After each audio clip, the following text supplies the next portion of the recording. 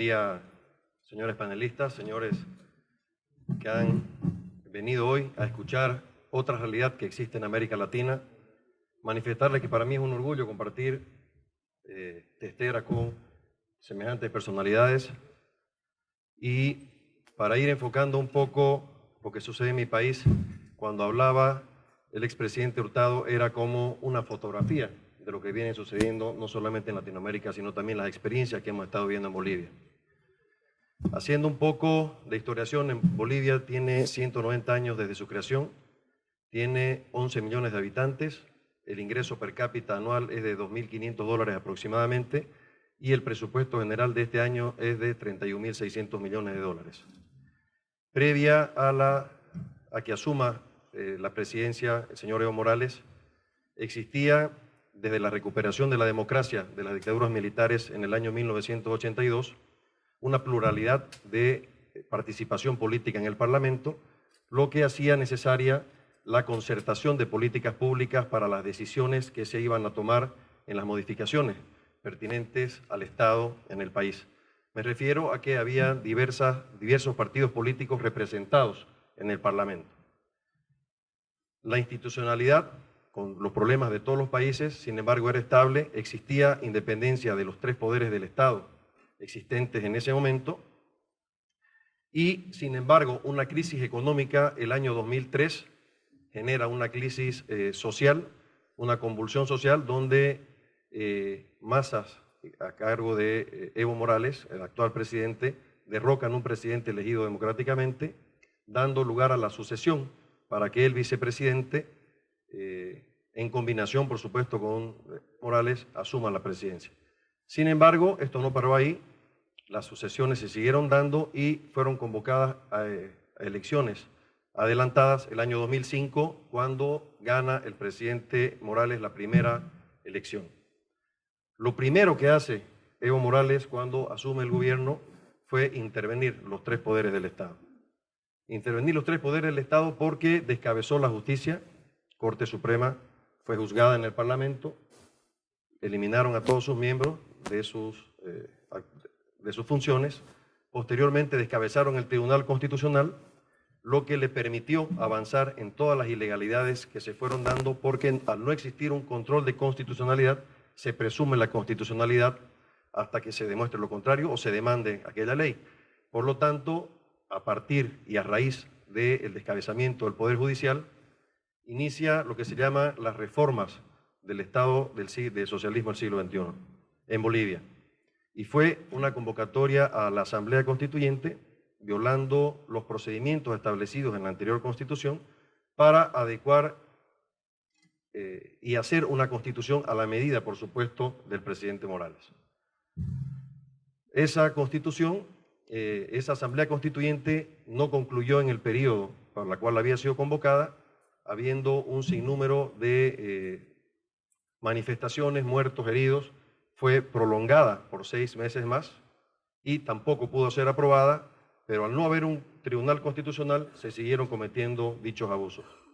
Posteriormente fue trasladada la decisión de la aprobación de esa Constitución al Congreso Constituyente, cosa también totalmente irregular.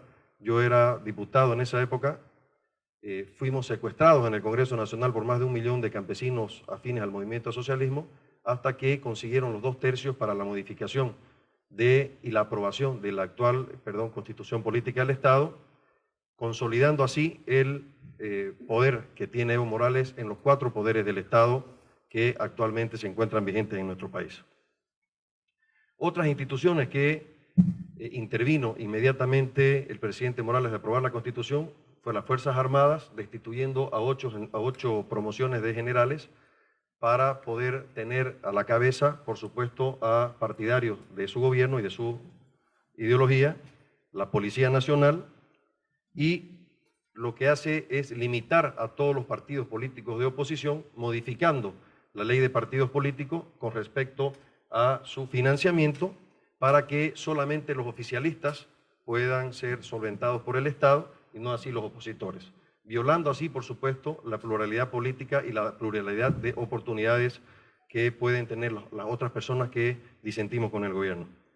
Y por último, interviene el poder electoral, nombrando a todos los miembros y a todos los tribunos electorales del país, no solamente nacionales, sino también departamentales, que son los encargados de vigilar, de convocar y de fiscalizar todos los procesos eleccionarios que existen en el país. Una vez aprobada la Constitución Política del Estado, se habilita nuevamente el presidente Morales para su reelección, que está permitida por una sola vez consecutiva y consta en la Constitución también que el primer mandato del presidente Morales se había tomado en cuenta para tratar de evitar una nueva reelección. Vuelvo a reiterar, consolida, una vez aprobada la Constitución, los 4 poderes del Estado, y ahí interviene lo que significan los medios de comunicación, controla las inversiones en el país, fiscaliza y controla a la Iglesia por ser supuestamente un método imperialista en contra del socialismo del siglo XXI, controla la producción, restringiendo las exportaciones y fijando los precios en el país de los excedentes existentes, y por ende aprieta a los empresarios para que no financien a los partidos políticos opositores.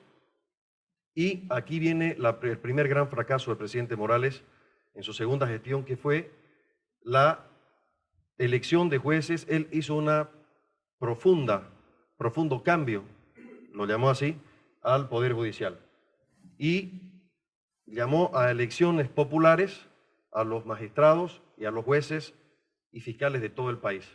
Sin embargo, para ser candidato tendría que ser elegidos, los candidatos fueron elegidos por el Congreso, y por supuesto, al tener 2/3, eligieron solamente a los miembros activos del movimiento al socialismo, cooptando así la justicia.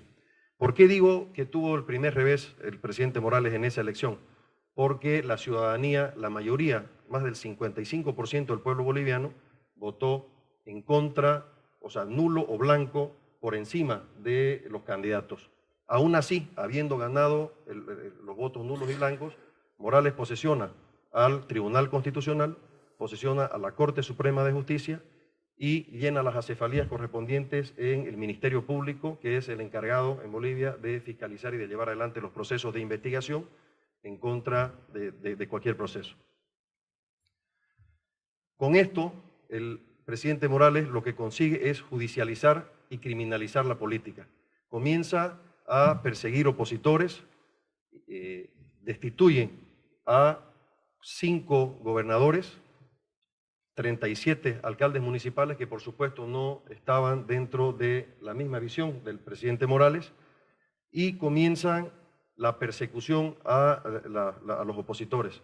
En este momento se está llevando adelante un juicio en contra del gobernador de Santa Cruz, que obtuvo hace 10 días atrás el 60% de la votación, por una serie de delitos que se han inventado la gente del gobierno y la fiscalía, por supuesto, lo que denota que existe una parcialización y una judicialización a aquellas personas que no están en favor de las políticas del presidente Morales. Con todo lo que les estoy mencionando, existe una persona que está por encima de todas las leyes, de todo lo que significa la República, de la Constitución Política del Estado. Hay una frase célebre que ustedes seguramente la han escuchado, que establece el mismo presidente, no solamente en un discurso, sino también en varias entrevistas, y que dice: lo ilegal no importa, yo le meto, contar los abogados, tienen que arreglar las situaciones que están ilegales, para eso han estudiado.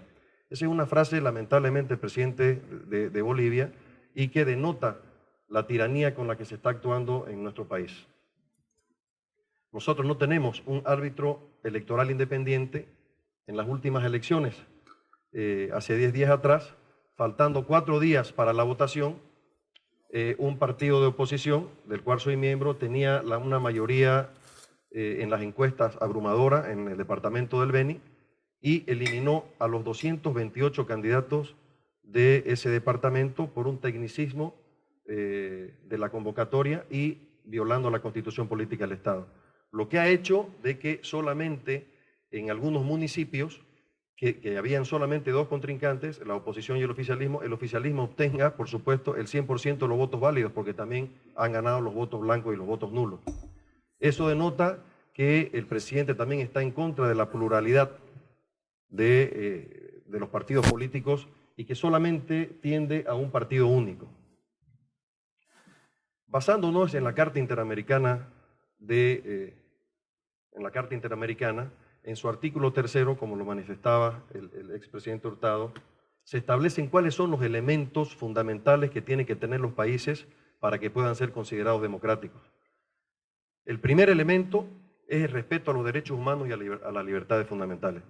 Bueno, yo lamento tener que decirles a todos ustedes que en Bolivia el derecho a la libertad, a la presunción de inocencia, está totalmente cooptado. Nosotros tenemos 40 presos políticos, tenemos 800 exiliados en los diferentes países, tenemos 40 presos políticos que la gran mayoría de ellos han pasado ya el término de la detención preventiva establecido por ley, o sea, están detenidos injustamente. Uno de ellos es un exgobernador de un departamento de Pando, y tenemos 800 exiliados que no pueden ser juzgados libremente en el país debido a la influencia que tiene el gobierno y el poder ejecutivo sobre el poder judicial. Por lo tanto, nosotros no podemos decir que se cumple en mi país el primer elemento para que un país pueda ser considerado democráticamente. En el segundo, hay otro elemento. El segundo elemento es el acceso al poder y el ejercicio con sujeción al Estado de Derecho. Les mencionaba anteriormente que Evo Morales en persona establece que a él no le importa hacer nada ilegal. Los abogados tienen que arreglar lo que él hace ilegal porque, bueno, así es el proceso de cambio. A él ha manifestado muchas veces también que le estorban las leyes para gobernar y que él tiene que hacer lo que él vea pertinente para que todos los demás organismos se sometan a su decisión y se puedan considerar actos legales. Como tercer elemento, en la Carta Interamericana, en su artículo 3, establece la celebración de elecciones periódicas, libres, justas y basadas en el sufragio universal y secreto como expresión de la soberanía del pueblo. Les acabo de mencionar un ejemplo de lo que sucedió en el Beni hace 10 días atrás. El presidente del tribunal de la Corte Electoral eliminó a los 228 candidatos de oposición del Beni, de un departamento. Entonces, ¿cómo podemos nosotros pensar que puede haber una manifestación y un ejercicio de la soberanía, de la voluntad popular, si es que se eliminan de manera inconstitucional a todos los candidatos de oposición en un departamento? Existen también zonas gobernadas por los cocaleros, que son afines al presidente, donde existe el voto comunitario. Ninguna persona en las ánforas puede votar en contra del presidente Morales, ni blanco ni nulo. Tienen el 100% de la votación. Entonces, ¿cómo podemos nosotros pensar que existe libertad para elegir las autoridades si el voto es comunitario? No hay una independencia para poder decidir por quién uno o a quién va a poder elegir. El cuarto elemento del artículo 3 de la Carta Interamericana es el régimen plural de partidos y organizaciones políticas. Después de la modificación de la ley de partidos políticos en Bolivia, los partidos políticos que no son, o que estamos en oposición, estamos absolutamente limitados en el tema no solamente de financiamiento por parte del Estado, sino también por parte de financiamiento de aquellas personas que están en contra del régimen o en favor de la otra visión de país que tiene la oposición en Bolivia. Con el control de la producción y con el control de precios, lo que hace el Estado es obligar a las personas o a los empresarios, en este caso, a no financiar a los partidos políticos de oposición. Por lo tanto, la tendencia que tiene el presidente Morales en Bolivia es hacer un partido único como existe en Cuba.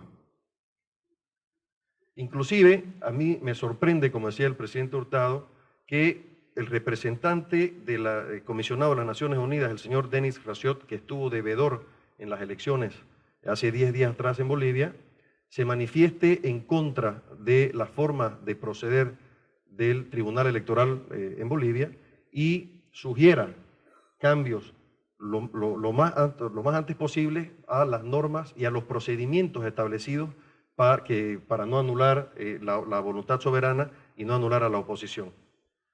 Los miembros del movimiento socialismo utilizan todos los recursos económicos, medios de comunicación y medios logísticos del Estado para hacer campaña política en desmedro de la oposición, que solamente está limitada a las recaudaciones y a los precios de los canales para la publicidad.